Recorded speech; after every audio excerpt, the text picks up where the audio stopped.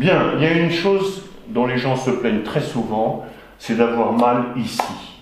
C'est-à-dire, sur l'articulation de la hanche, ils se plaignent de tendinite au niveau des fessiers. On leur dit oui, c'est un problème de tendinite. Et en fait, il y a deux tendinites qu'il faut vérifier à chaque fois dans ce cas-là. Celle du pyramidal moyen fessier. Pyramidal qui est un muscle court qui permet de ne pas boiter. Quand on soulève le pied droit pour avancer en avant, on va contracter forcément le pyramidal gauche qui va empêcher le buste de tomber à droite. Donc le pyramidal gauche est là, c'est un muscle court qui est toxémique, qui ramasse tout ce qui passe, il est très facilement enflammé, surtout chez les gens qui piétinent debout. Les gens qui font beaucoup de courses à pied ou sans avoir fait d'entraînement avant, d'un coup, ils vont avoir une tendinite du pyramidal. Alors, la tendinite du pyramidal, c'est pas compliqué, on se met derrière le patient. On travaille par MTP, massage transverse profond, en vidant le pyramidal des contractures, des acides lactiques qui stagnent. Parce que là, il n'y a pas que l'influx nerveux qu'on va utiliser dans la défibrillation, ici, mais il y a aussi l'acide lactique. Donc il va falloir vider ce pyramidal en se mettant derrière et en le vidant comme ça. Deuxième chose très importante dans l'examen du bassin, les cruralgies. Donc, est-ce que c'est... Alors, les trois quarts du temps, on dit cruralgie, c'est pas vrai. Les trois quarts du temps, c'est une psoïte et non pas une cruralgie. Psoïte, ça veut dire inflammation du psoas devant. Là, on est dessus. On met les doigts comme ça et on fait un AMTP, massage transverse profond, ici, pour voir si c'est douloureux ou pas. Est-ce que c'est douloureux, là, quand je fais ça? Non, c'est pas douloureux. Donc, il n'y a pas de tendinite du psoas parce que... Voilà, et s'il y a une cruralgie, vous pensez bien que la personne ne va pas le supporter. Mais, donc, correction de L1 à L3, ici, pour cruralgie gauche, L1, L3, ici, cruralgie droite devant, et on va avant tout relâcher le psoas, relâcher l'arcade crurale, relâcher le passage du nerf crural sous l'arcade crurale. Donc on fait un travail latéral comme ça, et c'est très efficace. Il faut prolonger jusqu'à ce qu'on ne sente plus rien. Pyramidal, crural, psoas, psoïte, inflammation du psoas. Voilà, ça c'est très important dans l'examen du bassin. Avec le coccyx, le sacrum, les lombaires, et ensuite tout l'ensemble. Bien, nous allons faire maintenant l'examen des membres inférieurs. En cas de sciatique, de cruralgie, de problèmes de genoux sur les condyles internes, de problèmes de douleur au niveau des tendons rotuliens, les rotules, le syndrome du rotulien. Au niveau des membres inférieurs et au niveau du mollet, les varices et les problèmes de remontée vasculaire. Et surtout, bien entendu, la position des voûtes, la position du pied, qui va déterminer toute la statique du genou et de la hanche. Donc, toujours pareil, il y a un problème de genou, un problème de pied, un problème d'épine calcanéenne ou un problème d'hallux valgus, l'examen partira toujours du bassin. Est-ce que les fossettes iliaques sont au bon niveau? Est-ce que le sacrum, quand on se penche en avant, est en bonne position horizontale, la base étant horizontale, ou est-ce qu'il se met en axe oblique ou en demi-axe gauche? Est-ce qu'il est bien horizontal? Parce que, est-ce que le coccyx est bien? Est-ce que les deux plis fessiers sont au bon niveau? Les deux plis poplités au bon niveau? Est-ce que les voûtes sont bien creuses? Tu veux bien te tourner? Tourne-toi vers moi. Tourne-toi, tourne-toi, tourne-toi, tourne-toi complètement. Voilà. Est-ce que les condyles, il y en a un qui est plus dépassé que l'autre? Est-ce qu'il est plus gonflé? Est-ce qu'il y a une voûte qui est plus affaissée que l'autre? Est-ce que cette voûte-là n'est pas trop affaissée? Voilà, par exemple, un pied qui est pratiquement plat, qui va engendrer automatiquement un affaissement de la voûte, bien entendu, qui est à moitié à plat, un axe cassé, ici, au lieu d'être comme ceci, voilà, bien droit, avec un fil à plomb qui vient bien sur le coup de pied, le pied est affaissé, on voit ici le poids qui va venir créer peu à peu une douleur ici, et une mauvaise remontée du sang avec un tendon d'Achille qui est tordu légèrement par l'axe comme ça, au lieu d'être parfaitement droit, si bien que la remontée du sang sur le creux poplité ici va engendrer peu à peu un problème vasculaire de la saphène interne et surtout une usure prématurée ici vers 50 ans, 60 ans du condyle interne. Donc c'est très important de faire intervenir le podologue, de permettre au rotule d'être en bonne position, rotation externe, comme ça, de remuscler les rotateurs externes ici des hanches, c'est-à-dire les fessiers, pour permettre aux jambes d'être bien équilibrées, droites, avec un appui externe suffisant pour permettre à la voûte de se creuser.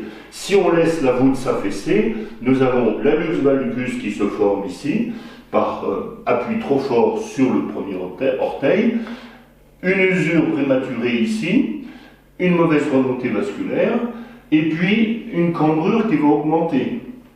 Parce que tout ça va avoir pour effet de cambrer, de faire partir le ventre en avant, de cambrer la région lombaire et d'engendrer toutes ces douleurs. Donc on va corriger avant tout les chevilles, faire muscler les voûtes plantaires en faisant des pointes de pied, monter, descendre sur la pointe des pieds, faire des flexions, ensuite sur la pointe des pieds, monter, descendre accroupi, et renforcer ça 2 fois par jour, au moins 20-30 mouvements par série 10, de façon à remuscler, plus le podologue avec des semelles. Et ensuite on regarde naturellement l'orientation des rotules. Est-ce que la rotule regarde à l'intérieur? Voilà. Là, on est en lésion. Est-ce qu'elle regarde bien vers l'extérieur? Et puis, on va ensuite s'orienter vers la douleur. La douleur est l'ami qui nous prévient, oui, c'est là que ça se passe. La douleur peut être sur le condyle interne, avec s'il y a une douleur ici, ben on sait qu'il va falloir rééquilibrer le poids du membre inférieur sur l'axe central. Il va falloir relâcher les adducteurs, permettre éviter ici qu'il y ait une tendinite du tenseur des fasciales lataires de ce côté, relâcher les adducteurs et permettre une bonne position des ischio-jambiers dans l'alignement des ischio-jambiers derrière par rapport aux jumeaux. Voilà l'équilibre musculaire qu'on doit obtenir. Alors, on va le faire en position allongée. Tu peux te mettre sur la table si tu veux. Bien. Là, nous allons montrer dans la technique de défibrillation musculaire, neuromusculaire, la correction du membre inférieur. Bon, vous avez une sciatique, le sciatique est derrière, vous avez une cruralgie, la cruralgie est devant, vous avez une gonalgie, ça concerne le genou, un syndrome du tendon rotulien, c'est la rotule ici, un problème d'épine calcanéenne, c'est ici, un problème de torsion du pied avec douleur, entorse à répétition, etc. Ça va être le problème de l'équilibre du pied et des ligaments latéraux internes et externes surtout. Et puis, donc, la première chose dont il faut se souvenir, c'est que la défibrillation doit se faire selon 2 règles. La première, la position embryologique dans laquelle... Voilà la position embryologique. Ça. Donc, c'est ça. Si vous voyez une personne qui a les pieds comme ça, ben, elle est en lésion. Même comme ça, elle est en lésion. Ça veut dire que les adducteurs et les rotateurs internes sont plus forts que les rotateurs externes. Donc, on va travailler en défibrillation la rotation externe. Pour que le sang remonte bien, il faut que les ischio-jambiers et les jumeaux qui se croisent derrière le genou soient bien alignés, de façon à ce que le sang et le nerf sciatique aient un bon passage.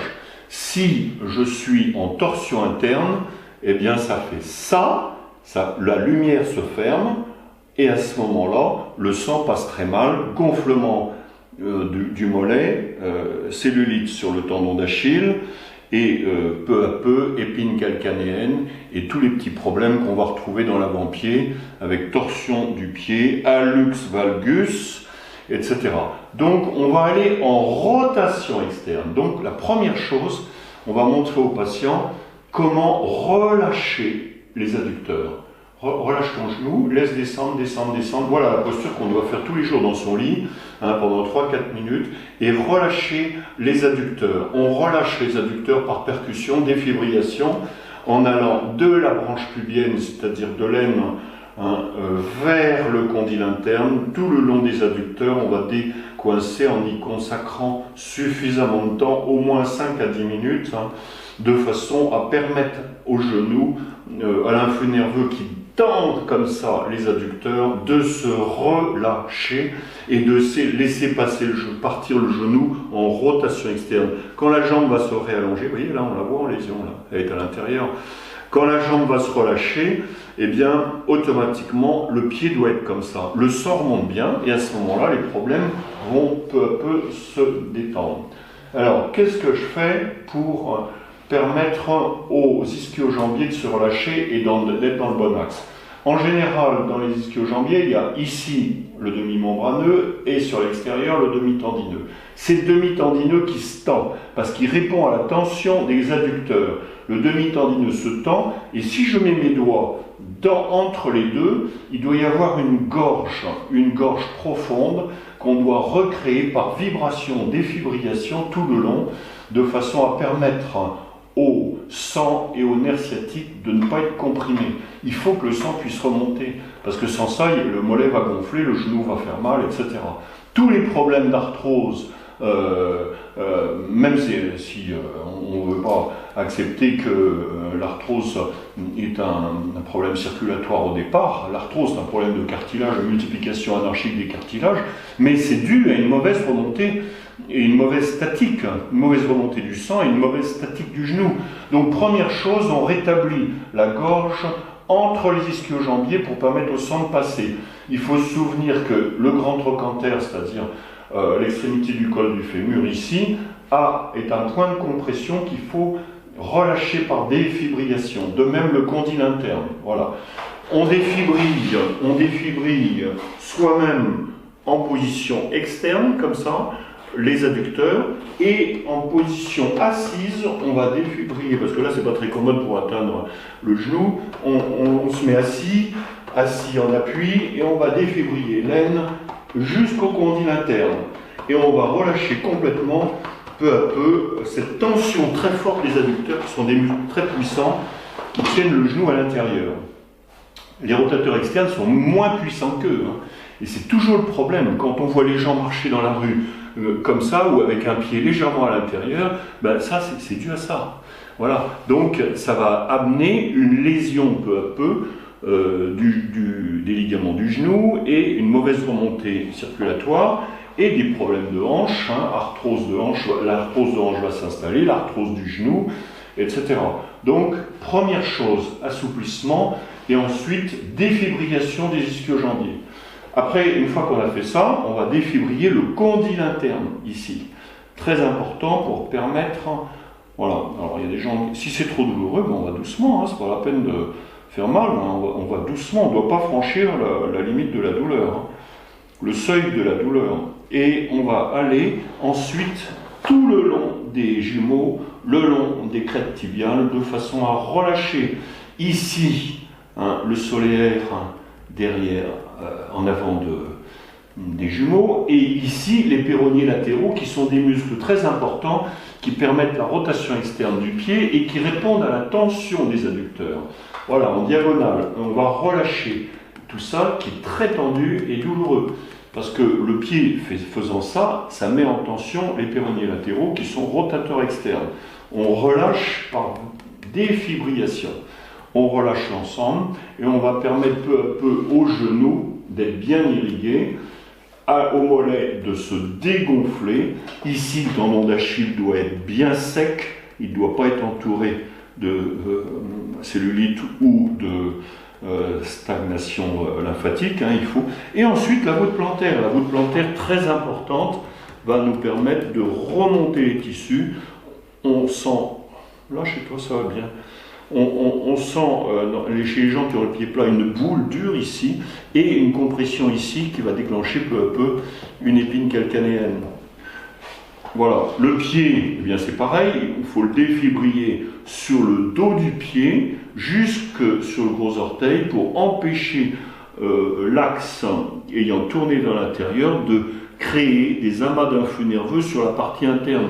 Voilà, le pied doit avoir un axe parfaitement droit de façon à ce que la statique ici permettent une bonne remontée du sang et un bon équilibre de tout le pied du membre inférieur. Voilà, travail du genou, des tendinites du genou, des tendinites de la rotule. Voilà, je vous montre ça, mais ça doit durer 3/4 d'heure. Il ne faut pas croire qu'on fait ça en 5 minutes. Une séance dure 3/4 d'heure. Si on le fait bien entre l'examen et le travail du membre inférieur suffisamment longtemps, il faut que la jambe soit légère, que la personne puisse partir en disant « Tiens, je me sens tout léger ». Voilà, parce qu'en fait, léger, ça veut dire simplement que le sang circule bien et que les taux tissulaires, musculaires et vasculaires qui empêchaient le sang de bien passer, c'est complètement relâché, le sang remonte bien, la personne se sent légère. Voilà. Je termine souvent le problème du membre inférieur en travaillant sur la pointe du coccyx. Soulève un petit peu le bassin. Voilà, je mets les doigts index majeur sur la pointe du coccyx et sur la charnière lobo-sacrée avec l'autre main, et je défibrille le coccyx de façon à empêcher l'influx nerveux de stagner sur la queue de cheval, c'est-à-dire sur l'extrémité de la moelle, parce que ça c'est une impasse et il ne faut surtout pas que ça coince les nerfs sacro-coccygiens. Les nerfs sacro-coccygiens, naturellement, à la même hauteur, c'est quoi? Ce sont les organes urogénitaux. Les muscles, les nerfs rachidiens lombaires, ils dépendent bien entendu de la fonction digestive du plexus mésentérique et de la bonne digestion ici. Les problèmes hépatiques, c'est au niveau dorsal, ici. Et les problèmes de diaphragme et de respiration du plexus solaire vont se prolonger sur le plexus lombaire. Il y a une relation entre le système neurovégétatif et le système nerveux volontaire, c'est-à-dire rachidien. Quand tout va bien au niveau vertébral, qu'on n'a pas trouvé de dérotation, il faut tout de suite aller sur le viscéral et vérifier si en fait c'est pas du stress qui s'accumule ici sur le plexus lombaire, c'est-à-dire sur le plexus mésentérique, c'est-à-dire sous le nombril, qui va communiquer avec le plexus lombaire et déclencher des maux de dos, de reins, qui vont peu à peu être très très gênants et qui viennent du stress. L'émotionnel est capital. L'émotionnel est à l'origine des 9/10 de nos problèmes, même si on trouve ensuite des infections ou des tumeurs, etc. Au départ, c'est toujours un problème émotionnel qui vient perturber la fonction neurovégétative, c'est-à-dire le système nerveux involontaire. Voilà, là on fait l'ensemble. On fait l'ensemble comme ça. Et je termine toujours par la défibrillation, l'équilibration des deux mastoïdes et du trou occipital. Voilà, on remonte. Ça, c'est la position de relâchement de la moelle jusqu'en bas du coccyx. On travaille un genou, une cheville, on va quand même travailler ici. Parce que l'ostéopathie est une méthode holistique, globale, et non pas en tranche de saucisson comme on fait en médecine ou en fac. L'enseignement est par petits bouts, comme si c'était indépendant les uns des autres. Non, il y a une relation étroite entre le système nerveux, rachidien, neurovégétatif, l'émotionnel, le crânien, les membranes crâniennes, voilà. Et on va relâcher tout l'ensemble pour que toute la colonne soit bien et que ça se transmette bien dans les membres inférieurs. Voilà, là je vous ai montré l'ensemble donc pour membre inférieur, du travail de membre inférieur, rapidement, très rapidement, parce qu'une séance, comme je le disais, que ce soit un genou ou une cheville, c'est toujours 3/4 d'heure et ça doit aller depuis l'examen du bassin, de la colonne, etc., jusqu'au pied et ensuite remonter au crânien. Voilà. Parfait.